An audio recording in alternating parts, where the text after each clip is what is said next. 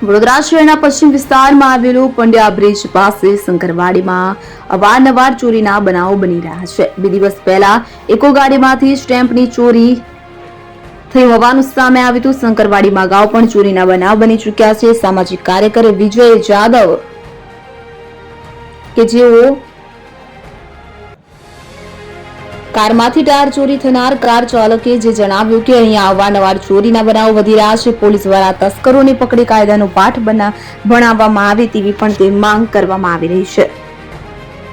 હાલ આપણે શંકરવાડી પાસે ઊભા છે, પંડ્યા રોડ પાસે, અને જાણવા મળ્યું કે એક અમારા પરમ મિત્ર છે, અમારા કઝિન છે, કે જેમની અત્યારે જ નવી ઇકો એમને છોડાવી લાયા હતા અને એ ઇકોની સ્ટેપની ચોરાઈ ગઈ। આજે જ્યારે જોવા ગયા ત્યારે એમને ખબર પડી કે એમની સ્ટેપની ચોરાઈ ગઈ।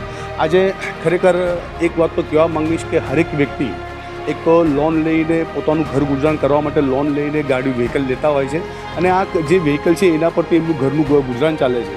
અને જો આવી રીતે ચોરીઓ થતી હોય તો ખરેખર ખૂબ જ દુઃખની વાત કહેવાય। આ વિસ્તારની અંદર ભૂતકાળમાં પણ ઘર ફોડી થઈ હતી, સોનાની ઝવેરાની ચોરી થઈ હતી, હમણાં જાણવા મળ્યું કે કોઈની બાઇક પણ બુલેટ પણ ચોરી ગયા। એટલે ક્યાંક તો એવું લાગી રહ્યું છે તસ્કરો જે ત્રાહિમામ લોકો એમનાથી ત્રાહિમામ લોકો પોકારી ગયા છે।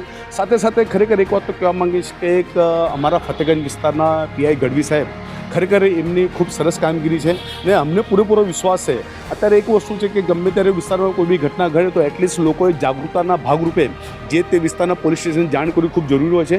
અત્યારે જે સ્ટેપની ચોરાઈ ગઈ છે, અત્યારે સાહેબને અમે મળવાના છે, અને આ જે પણ કોઈ તસ્કરો છે એમને વહેલામાં વહેલી તકે એમની પકડ થાય, એમને સજા થાય। આ તો એવી વાત થઈ ગઈ કે ખરેખર સામાન્ય વ્યક્તિ જ્યારે લોન કરીને વ્હીકલ લાવતો હોય અને ઘર ગુજરાન કરતું હોય ને આવી રીતે આ તો હવે ચોરી કરવી એટલે થોડું નોર્મલ જેવું થઈ ગયું છે। અત્યારે તમે જુઓ કે ગાડીને નીકળી ગયા, અત્યારે એના ચોરી થયા પછી એનો પરિવાર કેટલો ભોગવી રહ્યો છે એ તો કોઈ ધ્યાન આપતું જ નથી। એટલે અમને ખરેખર પૂરેપૂરો ટ્રસ્ટ છે અને પોલીસ તંત્રમાં પૂરેપૂરો ટ્રસ્ટ છે, ને આજના તારીખે અત્યારે થયા પછી થોડી વારમાં અમે ફતેગંજ પોલીસ સ્ટેશનની નાની ફરિયાદ પણ લખવા જવાનું છે, અને મને પૂરેપૂરો વિશ્વાસ છે કે ફતેગંજનો જે પૂરેપૂરો સ્ટાફ જે છે એ ખરેખર કાર્યશીલ છે, અને ખાસ કરી અમારા ગઢવી સાહેબ પણ કાર્યશીલ છે। એટલે અમને વિશ્વાસ છે કે આ જે ગાડીની ચોરી થઈ છે એ વહેલામાં વહેલી તકે જે ચોર છે એને પકડી પાડે, અને આ વિસ્તારના લોકોને એ વાતનું સમાધાન થાય અને ભવિષ્યની અંદર આવી બધી ઘટના ના બને એવી રીતે અમે